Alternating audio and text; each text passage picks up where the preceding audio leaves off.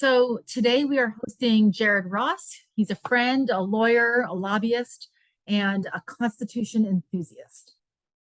So Jared, would you mind introducing yourself a bit to the class? Sure. As Dr. Cipher said, my name is Jared Ross. I currently am the president of the Florida Beer Wholesalers Association, but I've been working in governmental affairs, politics for almost 20 years.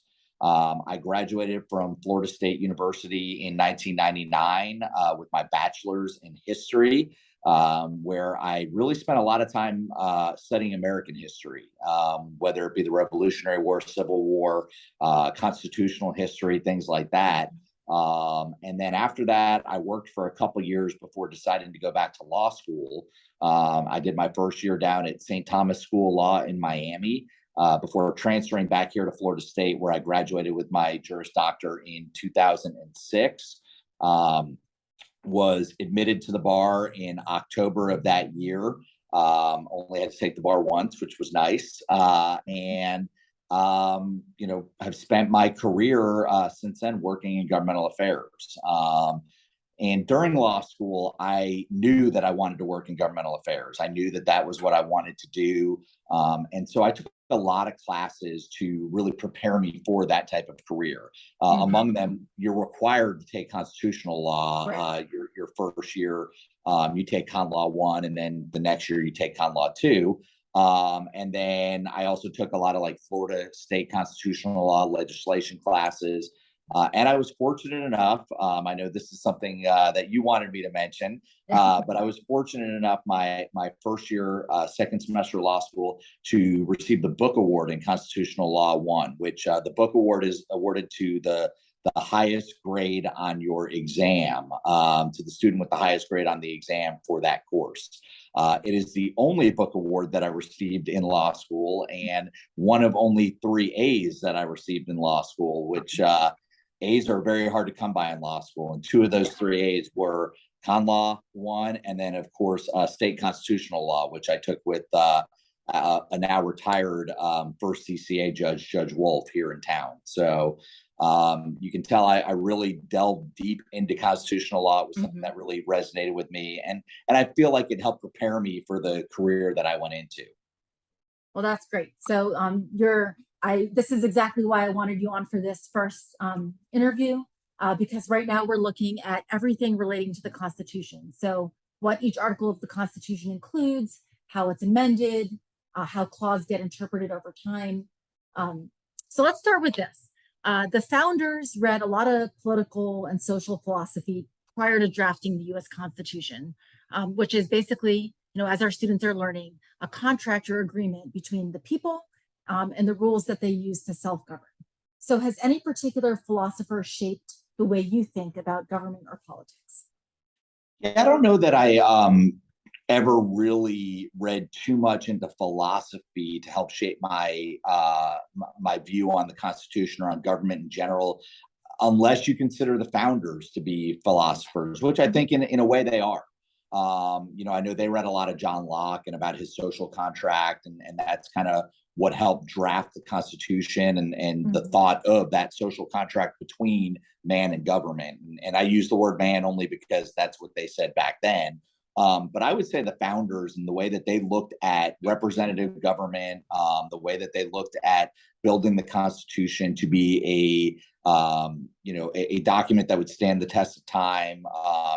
And I don't want to say never change because, like you mentioned, it can be amended. But the core of the Constitution and the contract between the people and its government, that has always been the foundation of the Constitution, and something that I still to this day believe is extremely important and really is what we live by. So for me, I would say whether it be Jefferson or Hamilton, those being the 2 most that I've read a lot about, which is funny because they are 2 diametrically opposed viewpoints of what the social contract meant, between the Jeffersonian, what I think it was, they called them Republican Democrats or Democratic Republicans, and the Federalists under Hamilton. But really, as opposed as they were, when you get to the the meat of what they believed in, there was a lot of similarity there. And I think that that's why I'm very open-minded to read both sides of it and create my viewpoints based on that, which I don't think Yeah. enough people do today. I think I'll say you're this, either my right or left. that's right. My daughters who are in middle school, or starting middle school, I should say, for one of them, watched, they were obsessed with Hamilton for a while, the musical. Oh, And my goodness, like they actually walked away from that with a bit of actual philosophy and a bit of understanding about these differences between Jefferson and Hamilton. And the biggest takeaway I remember them sharing with me was that they both really believed in something. They were yeah, opposed to each other, but they both had extraordinarily well-defined views, as opposed to Aaron Burr, the nemesis in the story, whose beliefs kind of wavered based on where he thought it could deliver him at any point. absolutely. And So it's funny you that's say that interesting. because my daughter, who also is starting middle school this year, the exact same thing, obsessed with Hamilton. And as annoyed as I got hearing that music over and over and over again constantly, I've actually not watched it yet, but I kind of Oh, want you to take her to should. go see it. I want to take her Yeah. to go see it on Broadway. But she actually learned from it. And I think that that's, I that's did. something, everything I that's learned from it. educational. It, Yeah. yeah, I didn't. I resisted for a while, and then at some point, like you, I was hearing it, but I was actually floored with how much history and philosophy was in there. So, Yeah. um, Yeah. on that note, okay. So, this sounds like a funny question, but what is your favorite clause of the Constitution? There's a lot of them. We've got supremacy, full faith and credit, commerce, due process, equal protection. Keep going on. What? I'm Where do you surprised you stand didn't on mention clauses? emoluments clause, which we heard so much about during the last presidency, which I had, even as someone who studied constitutional law, I had never even heard of it until the Trump Right. presidency. And I've read the Constitution because of law school so many times. But in all honesty, I think the equal protection clause to me is the most important. It is such a fundamental basis of everything that we should believe in, is that all people deserve equal protection under the law. Right. And whether that comes from, the due process part of the equal protection clause, the Fourth Amendment, or whether that comes from, the 14th Amendment, where the states have to apply equal protection as well. I think equal protection clause is the most important fundamental clause in the Constitution. It is what provides everybody equal protection under the law. And it doesn't matter whether you're rich, poor, black, white, Jewish, Christian, Muslim, whatever, you deserve that equal protection. Now, is it always, put in practice? No, and I think we see that quite often. But at the end of the day, our justice system and our Constitution and our laws are all built off that equal protection clause. And in a perfect society, we would see it all the time. But at the same time, I mean, without that being there, where would we be? Right. So there's something aspirational about it in addition to Yeah, being functional. Yeah. absolutely. So, in that you mentioned that not only does the Equal Protection Clause relate to individuals, but it also relates on some level to different levels of government. So how would you, to our students, describe the difference between, an expressed power, an enumerated power, a delegated power when it comes to these different branches of government? Yeah, first I need to go back, and I said I misspoke. I said Fourth Amendment. I meant Fifth Amendment. The Fifth Amendment is where due process is found. So sometimes I jump around on amendments, but I wanted to correct myself. But as far as the difference between the powers that are granted under the Constitution, there are the express powers, and that's basically where the Constitution says Congress has the right to do X, Y, and Z.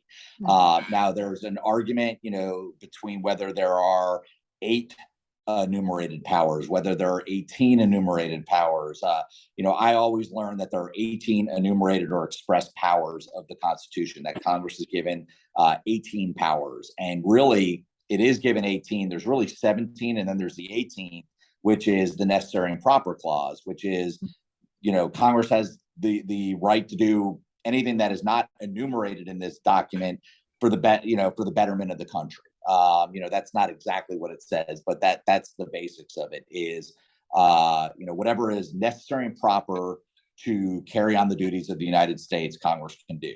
But the express powers, like the ability to tax, the ability to build roads, the ability to, organize courts, things like that, those are express powers that are located in Article 1, Section 8 of the Constitution. And those, again, that is what can you do? That is express. The implied powers, that all goes from that clause, that last clause, that necessary and proper clause. Those are the implied powers. Those are saying, just because it doesn't say this in this document, as the country evolves or as we find out that there are things we didn't put in here we need to do, Congress can do that. And I think, I was once asked, and this was during my law school career, I was asked, well, what do you think are more important, the express powers or the implied powers? I think they're both equally important. I think Congress needs to be given guardrails on what they can and can't do, but they also need to be told that there are certain things that may not be within those guardrails that we need to do. And so I think that you can look at it as one may be more important than the other. I don't look at it that way. I look at the fact that there are express powers and there are implied powers, and they're both equally important. Right. That makes sense. Especially considering, there's so much that was not contemplated. And we all know, like, if we were to write it right now, we would be able to say there's going to be a whole lot into the future that we can't contemplate right now in our current circumstances. I guarantee you the founders never thought we'd be doing this. I mean, they would have had no idea what Zoom is, what an iPad is, Well, I mean, according to the internet, this is the year that George Jetson is born. That's right. Apparently, so. Yeah. So yeah, it's absolutely crazy to think about how forward thinking they were, because you look at a lot of what is in this document, but also what's in the other writings of the founders, and how they were able to look into the future and see so much, but then at the same time not see all that much. Yeah. Definitely where technology intersects with law, there's definitely some blind spots that's right. And we see it every day, and we see where laws change because of technology. Right. And maybe that's in part where, some of the different responsibilities between branches becomes more important, where there's the law and then there's the implementation of it, and there's delegated authority to agencies to be able to figure out how that implementation looks at different periods and different times. So, and that's why I think rulemaking becomes so important. I'm sure you'll talk about that at another point in your class about administrative rulemaking, but that's why it's so important to have that flexibility, where once you put something into statute, into law, it's a lot harder to change than if you have a regulation, which, an agency can go back and look at and say, well, the times have changed, we need to change this. Right. And it's sort of interesting how just the term bureaucracy makes people think of either red tape or holdups, but it's really at the level of bureaucracy that some of the actual flexibility can happen. Absolutely. So that's sort of embedded. We'll definitely get to that when we're looking at, agencies, executive branch, and all of that.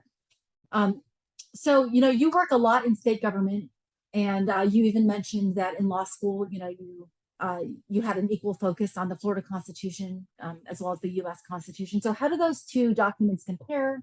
How do they interact with each other, and so on? Yeah, there's a lot of similarities between the state constitution in almost every state, not just in Florida, but particularly in Florida. There's a lot of similarities between the constitutions in Florida and the U.S. Constitution. A lot of them, the Constitution lays out rights of the people. There's a lot of rights that are laid out in the Florida Constitution telling you, you have a First Amendment, free speech right in Florida. That there's just a lot of those similarities in there. But I would say that there's a lot of stark differences between the two documents as well. For one, the Florida Constitution is going to be a lot longer than the U.S. Constitution. Part of that is it's much easier to amend a state constitution, at least in Florida it is, than it is the U.S. Constitution. We have numerous amendments in Florida, and every election, if you've ever voted, you're almost always voting on amendments to the Florida Constitution. Used to be a lot easier to amend the Constitution. It used to be it took a simple majority to do so. Now it takes 60% to amend the Constitution, but that's still a lot easier than amending the United States Constitution. Oh, yeah. So we are still going to get a lot of amendments to the Florida Constitution. You're never going to see like protection of pregnant pigs in the U.S. Constitution, but No, we do have that in Florida. we do. The other thing is our U.S. Constitution has never been revised. It has been amended, not recently, but it has never been fully revised.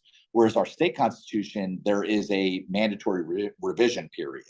And we went through that a few years ago where the Constitutional Review Committee went and they looked at the Constitution and they, clean it up a little bit. And they look at certain things that maybe don't fit within the Constitution anymore, and they work at changing that. That's not something that happens at the U.S. level. To call a constitutional Did they convention, ever amend out? Did they ever revise out the pregnant pig portions? No, that's I still don't in think there. so. So Yeah. is it out of there? I don't think so. I think it's still in there. Yeah, it is still in there. I'm almost positive the pregnant pigs is still Yeah. in there. So Yeah. I don't even know if anything of the last Constitutional Review Committee has been ratified yet, because I think we're still working off the 1968 Constitution. I'd have to go back and look at that. But I would say, that's just not a constitutional convention at the U.S. level. Just does not happen. We've Right. never seen that the Constitution be rewritten or redone. Some would probably argue we need to. But again, it goes to the fundamental basis of what this country was founded on, and therefore it has not been done. Right. So I think there's just, there's a lot of similarities. They work, they complement each other in some ways. Again, in the Florida Constitution, the state government is given the ability to tax. They're given the ability to build roads, organize courts, just like at the U.S. level. Right. But the biggest difference is just in the way that they're amended, and the way that they're changed. Right. So they complement each other well. Have you encountered policy issues where state law or the state is in contradiction, maybe to either the state or federal constitution? And if that happens, how do you handle something like that? Yeah, I in my jobs that I've had since I graduated, and I've only had 3 since I graduated law school. I started with the American Cancer Society. I then worked for 11 years, representing credit unions in front of the legislature, and now the beer wholesalers. I've never really run into a pure conflict between state law and federal law. There's obviously the supremacy clause that talks about the federal law trumps the state law. The states tend to disagree with that, even though there is that clause. And typically what will happen is if there is that conflict, there will be lawsuits on it, and the courts, the Supreme Court, would be the final arbiter of that, of what is and is not constitutional. Where I have run into some issues, I would say, is where the state has laws that probably should be handled at the federal level. And because there is no federal law, it gets very confusing. A perfect example of this is when I was working for the credit unions, the issue of data security. Data security has become such a huge issue, as we know, with the technology, and in the banking world, it's become even, it is a huge issue. If you've never had your credit card or debit card compromised, then you probably don't have a credit card or debit card. And what we ran into is we had laws at the state level, but not just in Florida. At the time, there were 44 states that had laws. There were 6 that didn't. Now, I think there are 49 states that have laws and only 1 that doesn't have any type of data security law. And they're all different. And because of that, when you're doing business for us, it was as a credit union or as a bank, and you're doing business with a customer or a member who's in another state, you have to follow their law as well. And it became very, very convoluted and very difficult. And so what we kept asking Congress for is one national standard. There should be one federal law. And I'm a guy, I believe in states' rights. I think the states need to have the ability to govern their constituents, and they need to make laws that are necessary and proper for the government of the state. Right. But there are certain things where the federal government should step in and protect everybody. And I think data security Some is one of uniformity. absolutely. Yeah. So everybody's playing by the same rules, because it's really hard for a company in Florida to have to, who works with people in, let's just say, all 50 states, so 49 other states, to follow 49 other laws on one issue. It's Right. almost impossible. So think about, while I was working with credit unions, which are much more localized, but look at Bank of America. They're everywhere. They have to follow all 50 data security laws. So think about how many people they have to hire just to follow that. It becomes very difficult. And so, I wouldn't say I've ever necessarily run into conflict on laws, but I have run into where the issue of states, state laws versus federal laws could really make a big difference. Sure. Do you see that even within the state, for example, different laws in different counties? I don't know. Yeah. I guess I'm trying to think with beer wholesaling, if there are different regulations as far as what's saleable or. Yeah, I mean, there's certainly, I haven't run into that yet. I've only been here now about 7 months. But there are local ordinances for everything, and we ran into that in my old job where, there were certain states or certain counties that you could only have certain signs. You can only be open at certain times. You had different variances on setbacks for buildings and things like that. And so, you run into a lot of these things where, local governments want to be able to do what they want to do, but the state government sometimes has to step in and say, we are the ones that regulate this industry, and therefore we are the only ones that can make laws and rules that affect these industries. So yeah, we run into that a lot. Interesting. Well, so one of the reasons why you're speaking to this class right now, and that there's so many students enrolled, is that the state legislature is mandating civic competency, both in K through 12 education, but also at undergraduate level. And so in your mind, why do you think, what do you think might have motivated lawmakers to say it's really important for Florida residents to understand their Constitution, regardless of what careers they go into? So there's folks in this class who represent pretty much every major in the college. So what would you think might be a takeaway? Why is this important? Well, I mean, civics is so important because we need to understand where we've come from in order to keep going where we want to go. And part of that is, we're being asked to elect this representative government. We're being asked to put people in these positions to make decisions that affect all of our lives.